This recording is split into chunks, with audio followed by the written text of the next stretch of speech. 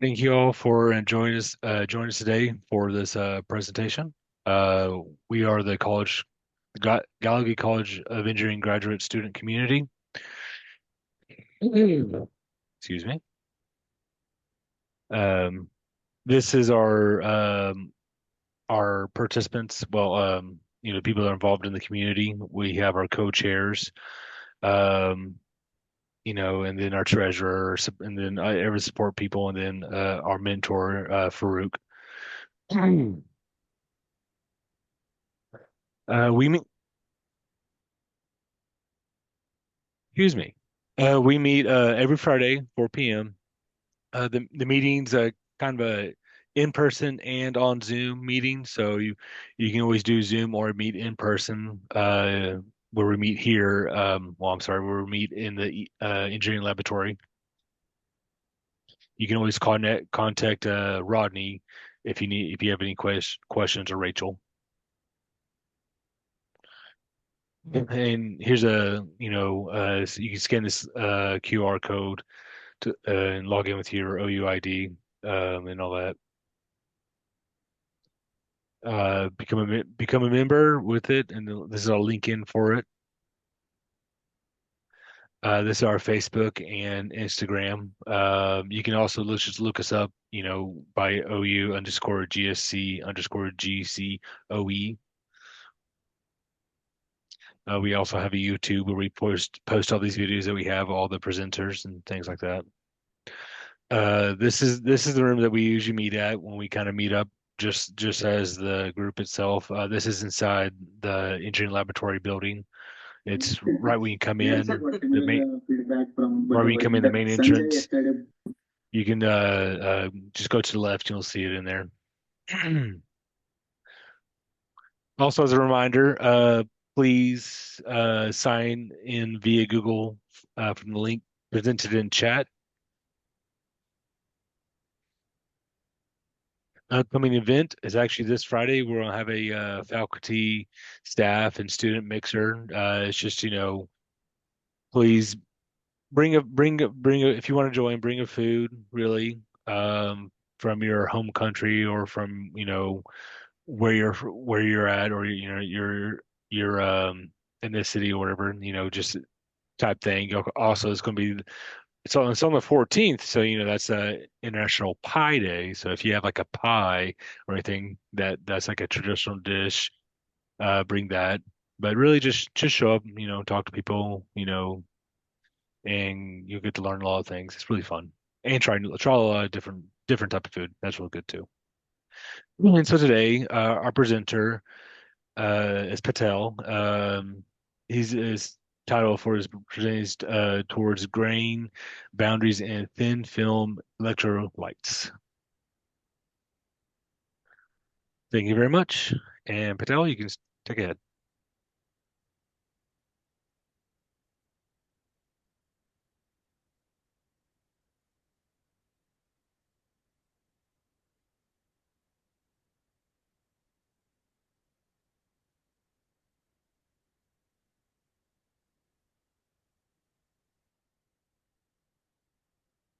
I hope my screen is visible now.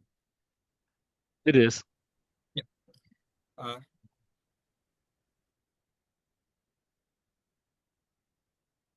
First of all, thank you, GSC team, for providing me opportunity to introduce my work.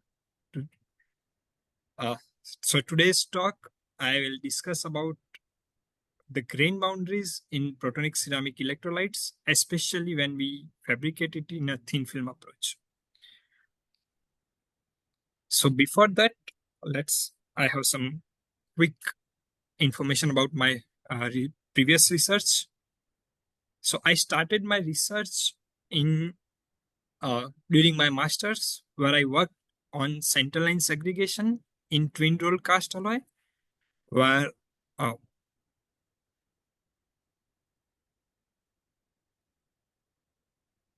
where in twin roll casting there is a directional solidification, and that leads to segregation in the central region.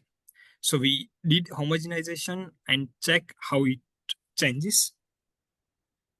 During my junior research fellowship, I worked on friction state channeling and studied their mechanical properties.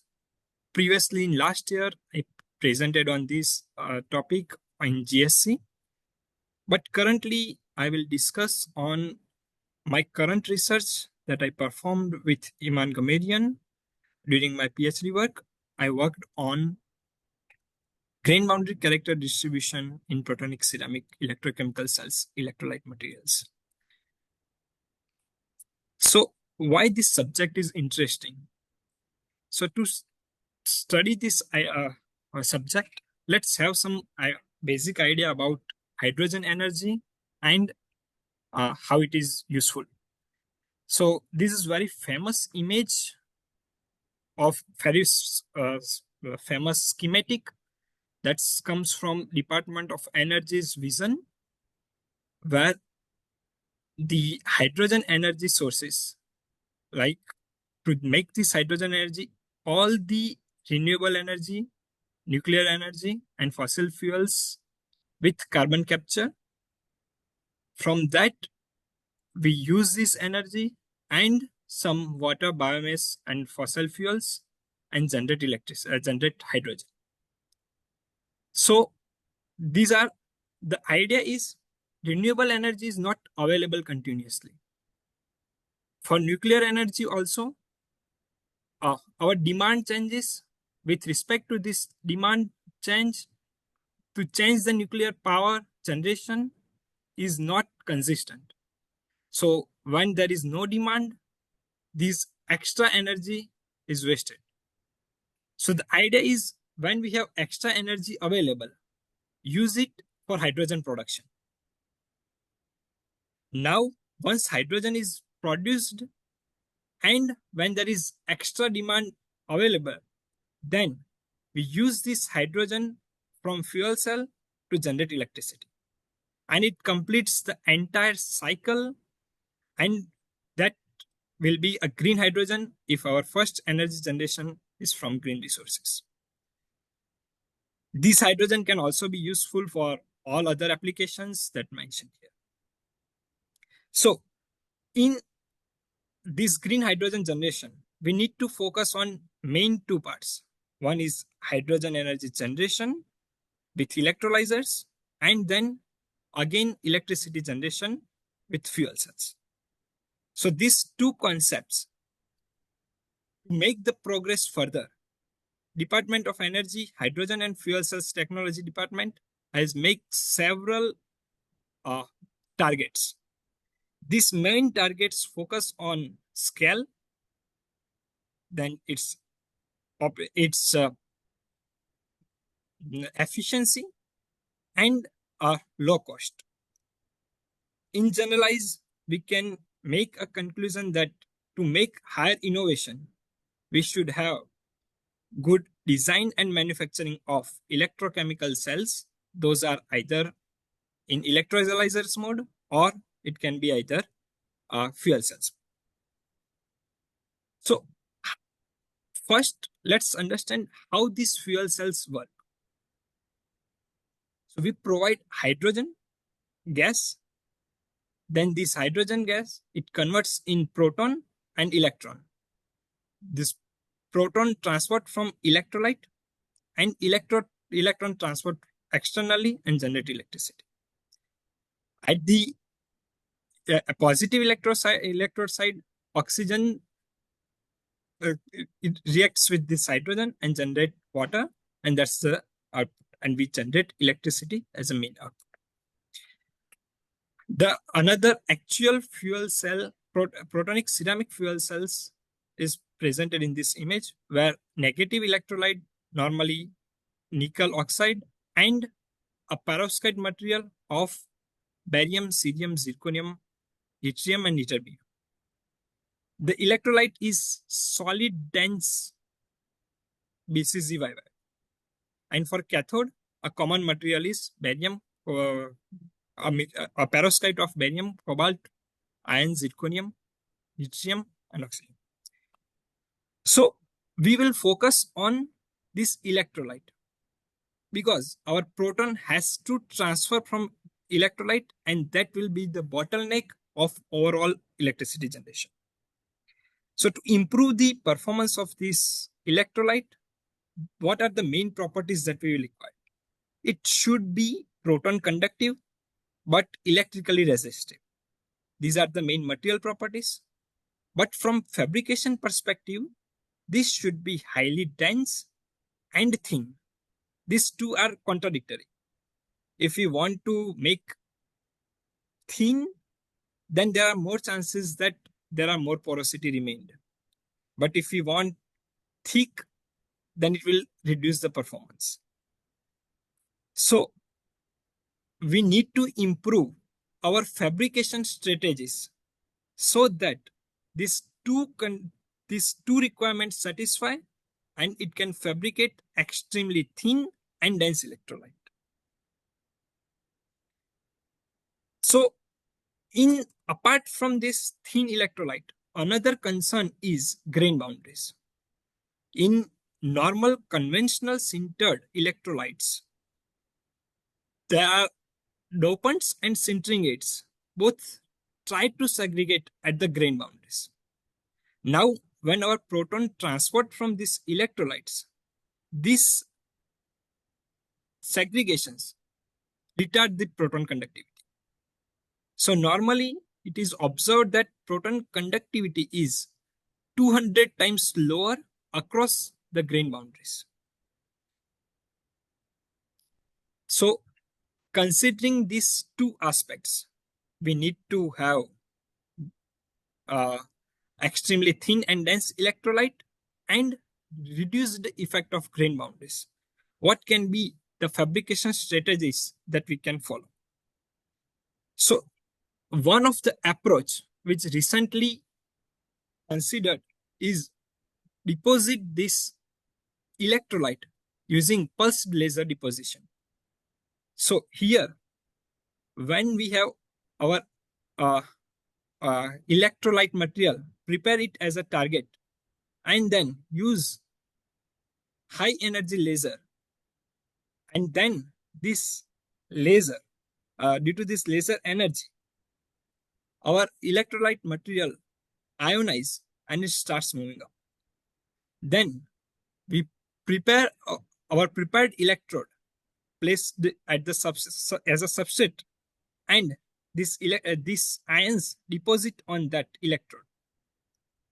As a result, where the ions first reach, from there they starts to nuclei and form a grains. Again, when another ions comes to there, they try to follow the same orientation where the previous ions deposited. In this context, it creates columnar kind of grain morphology. So we have columnar grain, columnar shaped nanocrystalline grains. Actually, these grains are in parallel to our proton migration path. So even though they have nanocrystalline grains, all the grain boundaries are parallel to our proton migration path. So our protons do not need to transport across these grain boundaries. And this is also observed experimentally in previous studies, that here we can see nanocrystalline grains in columnar morphologies.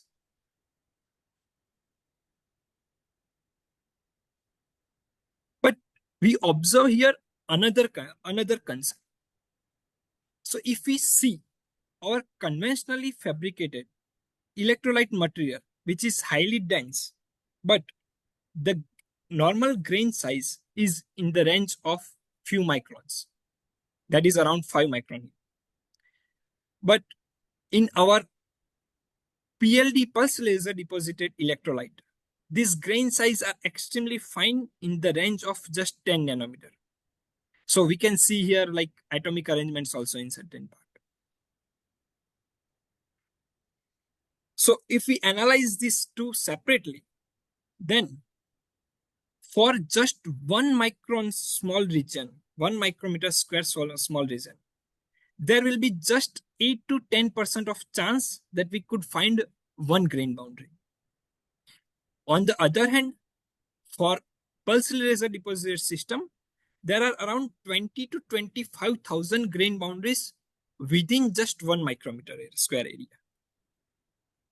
And these all grain boundaries are parallel to proton migration path as we discussed earlier. So the question is, do these grain boundaries influence our proton conductivity? And especially when these grain boundaries are parallel to proton migration path. But the complexities is these grain boundaries can be in different types. And all these types of grain boundaries acts differently. So proton transport properties along through grain boundaries have different ways. And these complexities we divided into three parts. One is how these grain boundaries are actually inside the pulsed laser deposited electrolyte. So to understand this, we have to understand that what is the distribution of the grain boundaries in all mesoscale. In mesoscale, the grain boundaries are differentiated in 5 parameters. 3 of the parameters are grain orientation. So these 3 parameters that we can obtain from our EBSD data or grain orientation map. For instance, here each color represents the orientation of particular one grain. Now, if we have 2 grains and we know what is the misorientation axis and misorientation angle, then we can understand the 3 parameters of them. But there are another 2 parameters which are grain boundary plane normal. So here, if we see this triangular box, then those represents grain boundary plane normal. So even though the orientation of both side of grains is the same, but this grain boundary plane normal is different, then our all 5 parameter will be changed, and that resultant effect in proton conductivity will be changed. So to understand this overall proton conductivity study, we first need to have a clear idea about how these grain boundaries are distributed inside the material. Once we know that, then we can study that which grain boundaries promote or hinder the proton migration. And the overall objective of this study is to reach that if we understand about the properties with respect to grain boundary, then how we can change them, the grain boundary structure, so that we have overall increased the protonic conductivity of the entire electrolyte. And this concept, we consider it as a grain boundary engineering, where we play with the grain boundaries constructions or grain boundaries character distributions to improve a certain property. And for this grain boundary character distribution, we should have at least 50,000 grain boundaries for cubic symmetry materials. So to study this statistically, we need to have at least 50,000 grain boundaries. So we constructed these grain boundaries with our PLD systems directly on TEM grid. So we placed the TEM grid, which is made of amorphous silica film, and then we applied laser on electrolyte material, and they deposited on this TEM grid. Our thickness is around just 20 to 30 nanometer. After that, this film we studied in TEM using precession electron diffraction. We gathered two-dimensional diffraction patterns at each and every point of our sample at every 2 nanometer step interval. In this context, based on our total area, that is 2 micron by 2 micron, and at each 2 nanometer, we have one diffraction pattern. So we have actual 4-dimensional data. One is 2-dimensional diffraction patterns and 2-dimensional our overall sample size. So from that, we studied diffraction patterns to correlate it with orientation and generate this grain orientation map. Then we stereologically applied the calculations of grain boundary plane normal at the grain boundary misorientation where we already observed higher population density. And from that, we studied all 5 parameter grain boundary character distribution.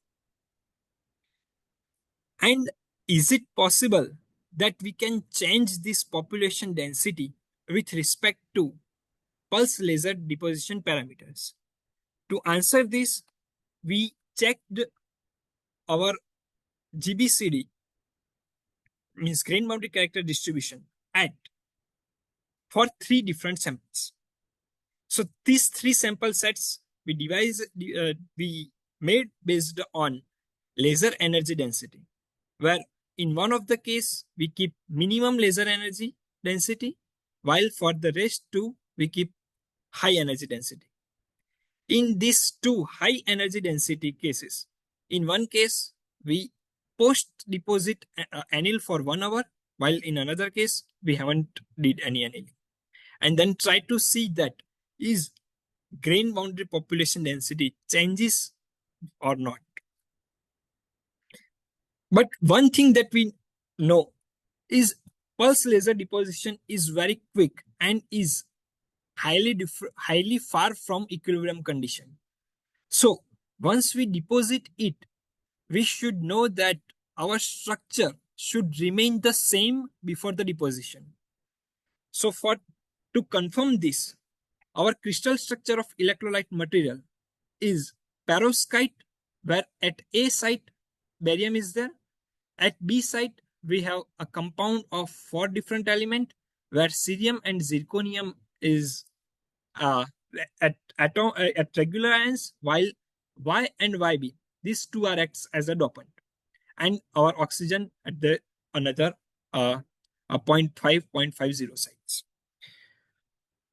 So for this cubic perovskite material, our lattice constant, which is experimentally observed for the powder material, which is before the deposition, that is 4.298.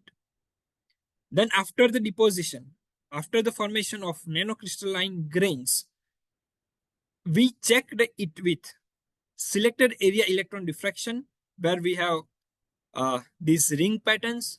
We calculate the interatomic spacing for all the planes from this as its inverse of the lattice parameter, inverse of the interplanar spacing. And we observe quite similar 4.298 lattice parameter for cubic symmetry. So from that, it makes sense that the crystal structure remains the same. But another thing is to know that is all the constituent elements are distributed uniformly or not. And it also makes the same uniformity in EDS plot also. So from that, it makes sense that whatever crystal structure we are expecting, the same that we observed, and we can go for further characterization of grain boundaries. So to further characterize the grain boundaries, as we mentioned, that from 4D stem data, for diffraction pattern data, we make the orientation plot.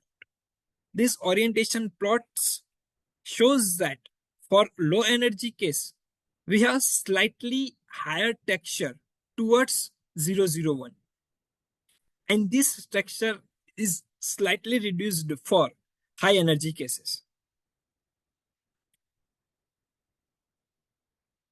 Then we need to know that how this grain boundaries misorientation is there.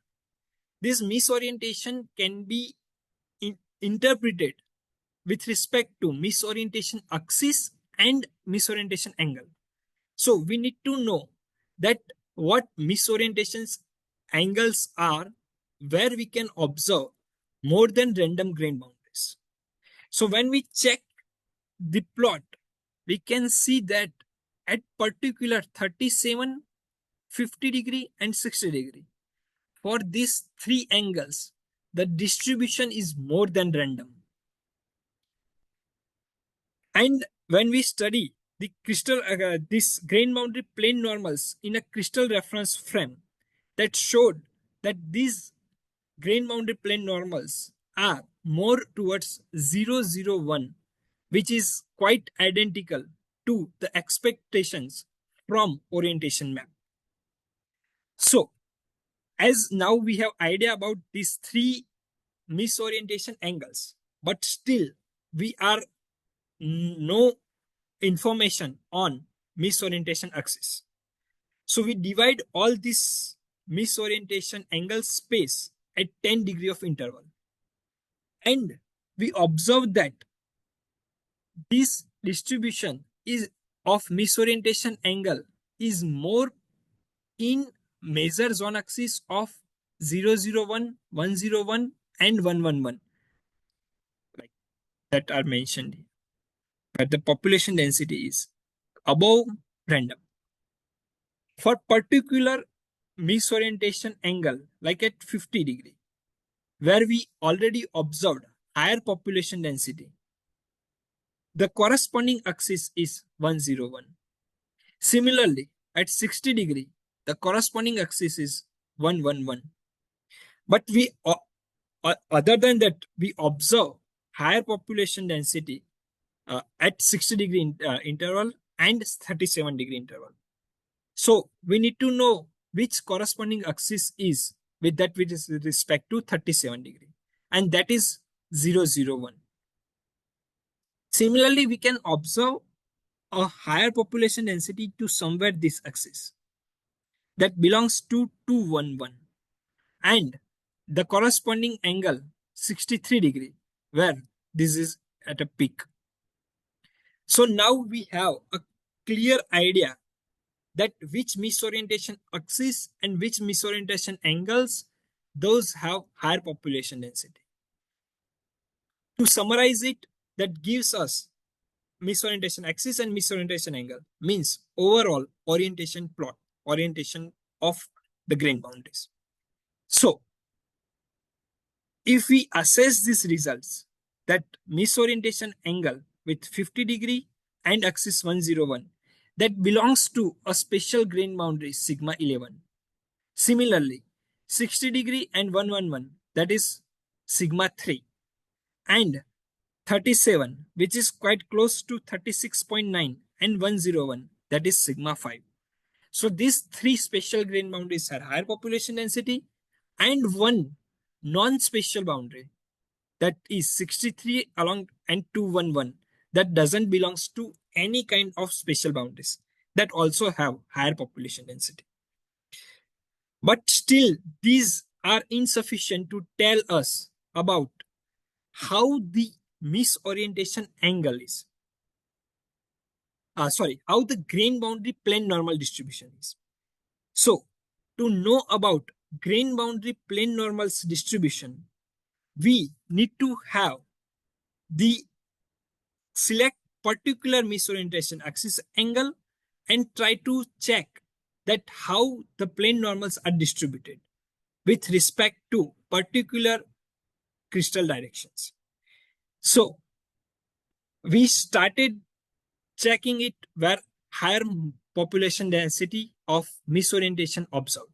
So for the first case, like sigma 5 boundaries, for that we checked grain boundary plane normals distributions, and that shows higher population density along certain region. These all poles belongs to certain spatial grain boundaries, which are either 180 degree tilt or 180 degree twist. and that is consistent for all the PLD parameters. The same is observed for another misorientation cut, and this also belongs to 180-degree tilt grain boundaries. But there is a clear observation in this comparison where for low energy cases, our maximum distribution is around 80. That is 80 of 18 of multiple of random distribution. So if we found one grain boundary randomly, then along these 100 poles, the distribution is 18 times. And this multiple times is significantly vary with respect to our higher energy. So if we see here, this at 100, the population density is around 47 times. And here for high energy but no annealing case, it is around 33 times. And that's tell us that varying the laser parameter that can increase the population density of particular grain boundaries. But if we compare it with respect to another misorientation, that is 30 degree along 110, this change in multiple of random distribution isn't that much. Even at no annealing case, it is reduced. So this laser parameter can change this population density for certain grain boundaries. And that we can further check for another misorientation test. So at for sigma 11, where we already found higher misorientation population density, for those, if we check grain boundary plane normals distribution, that is extremely large along particular 180-degree tilt boundary. That is around 80 times compared to random for low energy case. While for high energy case, it reaches more than 200 times. And if you see, other than this 180-degree tilt boundary, all the other boundaries has distribution extremely close to zero.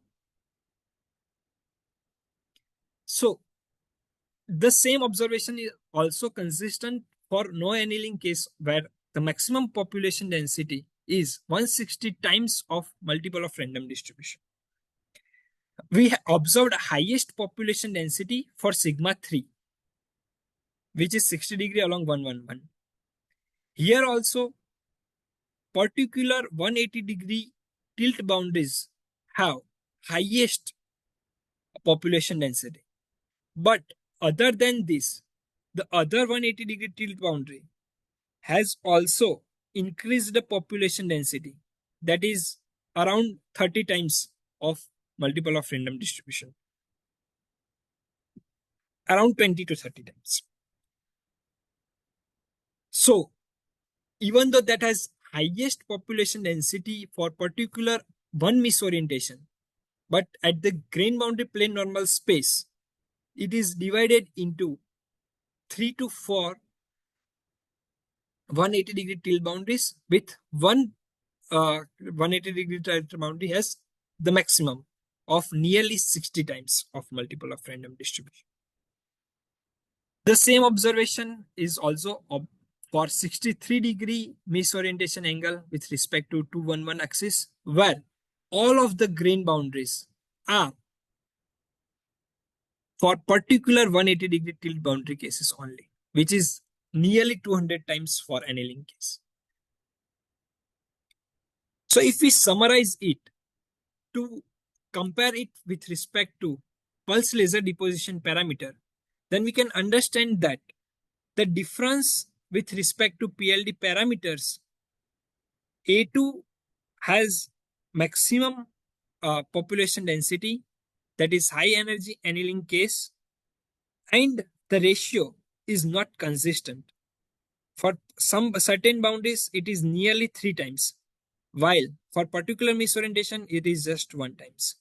So this laser parameter can change the population density of the grain boundaries And we need to optimize this towards the direction where we can observe maximum maximum proton conductivity. So if we see, come back to our starting objective, where we now understand that our grain boundary character distribution is not uniform in this 5 parameter space, and we can change and play this population density by varying the PLD parameters. But still one connection is missing. That is which grain boundary types promote or hinder the proton conductivity. So here we summarize our all grain boundaries which has maximum population density, and we make particular misorientation and grain boundary plane normals distribution that gives us all the 5 parameters which has maximum population density, and we enlist 10 grain boundaries to study proton conductivity, so that our full goal will tell us that if we focus on these 10 grain boundaries and identify which one of them is better for proton conductivity, we can play with this boundaries population and govern our overall study to improve the proton conductivity of electrolyte materials. But to study this high population density grain boundaries experimentally, that is extremely challenging. So we studied from numerical approach, where this numerical study has also certain challenges on which we are currently working. One of them is to know the interatomic potential for this multi-component crystal structure, where we have 6 components: barium, cerium, zirconium, Yb, and oxygen. And these all atoms, these all ions interact to each other differently. So we need to know interatomic potentials. But in literature, this information is not available. So to resolve this, our approach is utilize a machine learning based model to identify universal interatomic potentials. But the concern is how reliable it is. And to check its reliability, we use this machine learning based interatomic potential and calculate or identify the unit cell parameter for our system, our multi-component system. So for that, exactly similar crystal structure of barium, cerium, zirconium, Yb, and O, we create a simulation box, then studied and calculate the lattice parameter using molecular dynamics and compare it with experimental study. So our experimentally identified lattice parameter is 4.298 angstrom, while we checked it with 2 machine learning based model. One is 7net, which predicted 4.379 at room temperature, that is just 1.88% inaccuracy. 1.88% error from our actual experimentally observed lattice parameter. While another model of M3GNet, it predicted even better with just 1.09% error, and that is 4.345. So we can use these interatomic potentials for our future calculation of our complex crystal structure, multi-component crystal structure. But there is another challenge that is still there, which is simulating this high population density grain boundaries. Like we have lot of literature available which considered like sigma 3 or just which is more common boundaries or more special boundaries.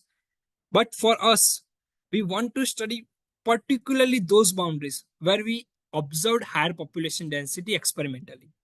So the list that we prepared 10 grain boundaries, we need to simulate all those 10 grain boundaries and study all the 5 parameters and prepare a simulation box for those particular grain boundaries only. And we are currently working we successfully prepared a simulation box with particular misorientation and grain boundary plane normal, which is our third case of misorientation of 110 with respect to 50 degree along the grain boundary plane normal pole minus 332. And we will now use a similar approach to make a simulation of grain boundaries for all the rest 10 grain boundaries.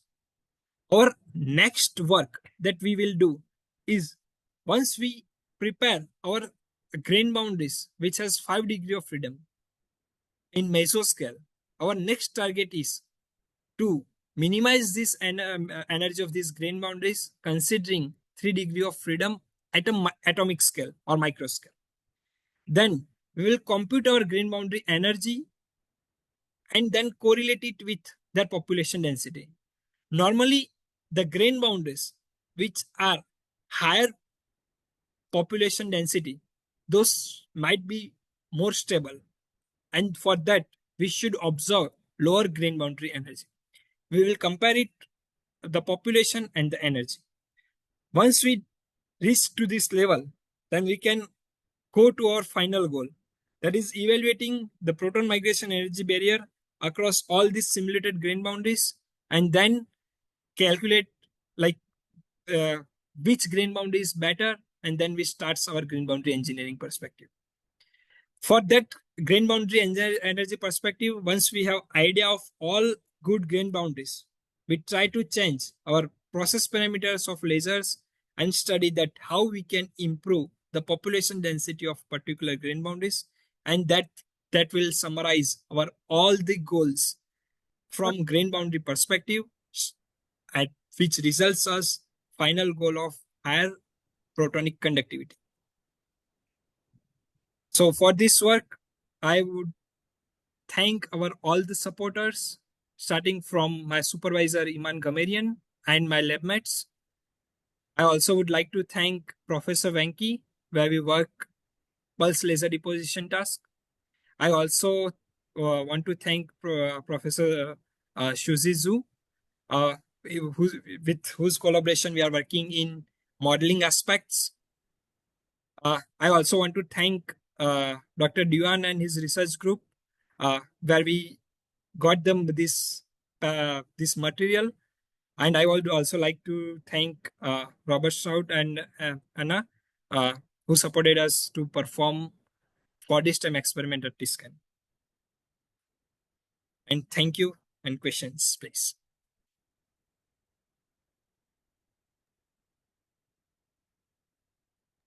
Hi, Sooraj. I have a couple of questions. My name is Deepak. Can you hear me? Yes. Yes. Sooraj, one thing is, thank you for the presentation. Really good work. You're saying these crystal has these. Beginning, you showed that the PLD technique, you're getting all of the with all these crystal misorientations, do you still think at the end you're getting still a perfectly columnar grain, or it's not that perfect? Oh, okay. This is a really great question. That is it perfectly columnar or not? So let me. Yeah. So if you see this figure of PLE prepared material electrolyte, so our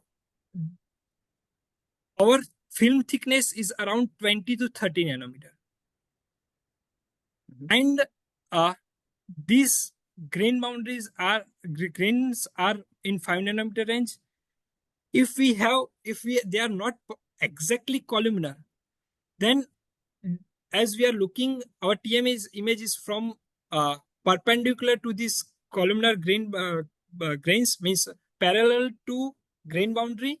If those are not parallel, then in place of finding a straight line, we should have extremely inclined line.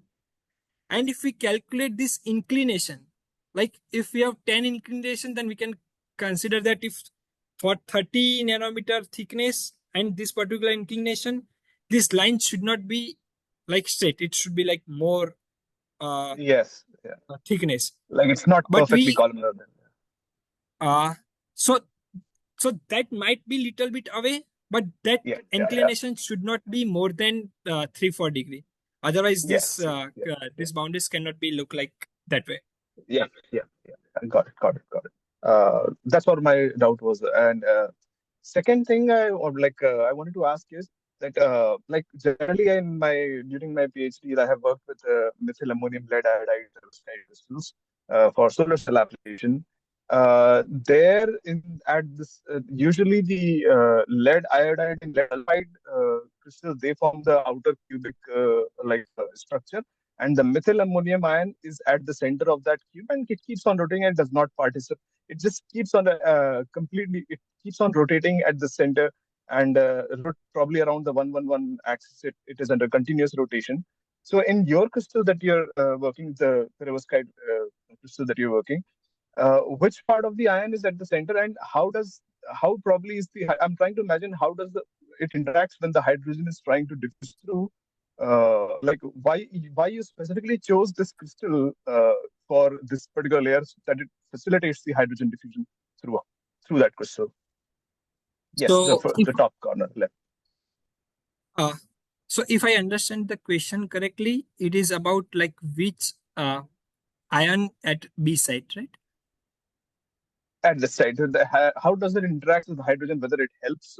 I mean, the reason I'm asking is why did you chose this particular perovskite crystal for the hydrogen diffusion? Like, how is it helping, or how is it facilitating the hydrogen diffusion through it?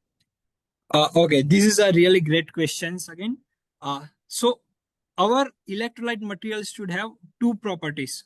One is protonically conductive and electronically resistive.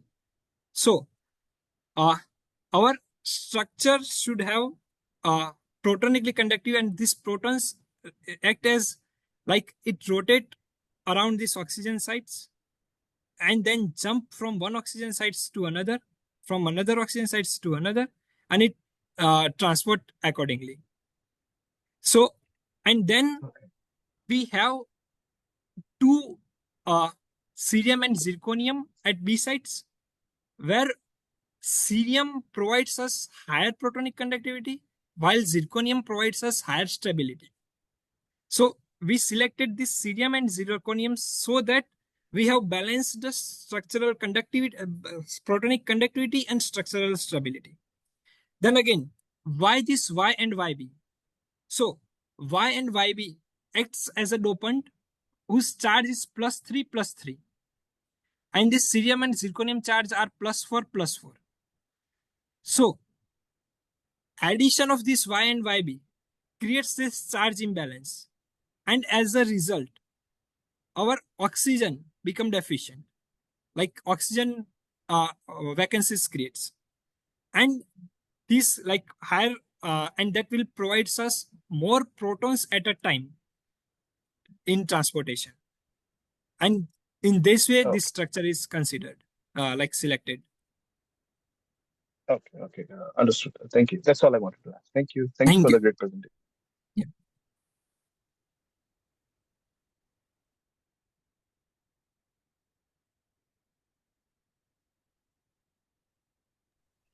Hello. Thanks for your presentation. So I do have two questions. So can I ask your thickness of your electrolyte and your current protonic conductivity? Sorry, I missed the question. Can you please repeat it? Yeah, so I want to ask about your thickness of your electrolyte and also the conductivity. Techniques? Yeah, thickness. Like thickness. Thickness of the electrolyte. I think Wenping is asking thickness of the electrolyte. Thickness, yes. So, we studied with for this time perspective where we need minimum thickness as possible. So in our analysis, the thickness is around 20 to 30 nanometer. For experimental perspective, this thickness can be up to 500 nanometer to 1 micron. Okay. And so what's your current conductivity We haven't measured conductivity yet. Oh, okay, okay. Thank you. Thank you.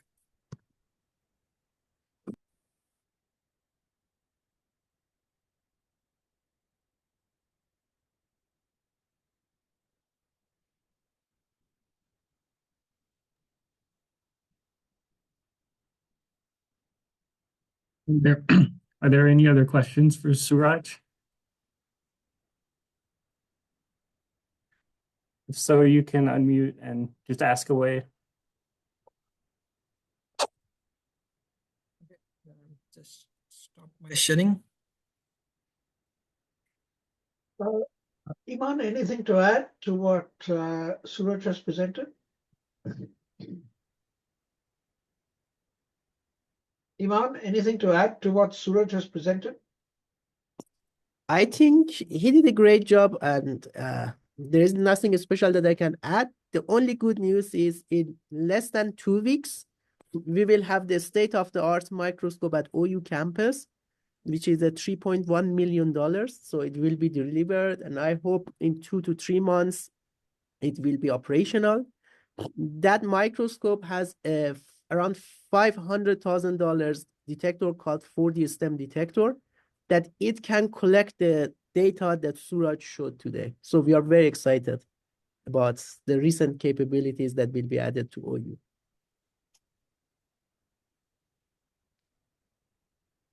And I'm again thankful for providing us the opportunity to present our work. So, Grayson, if there are no further questions, let me stop the recording.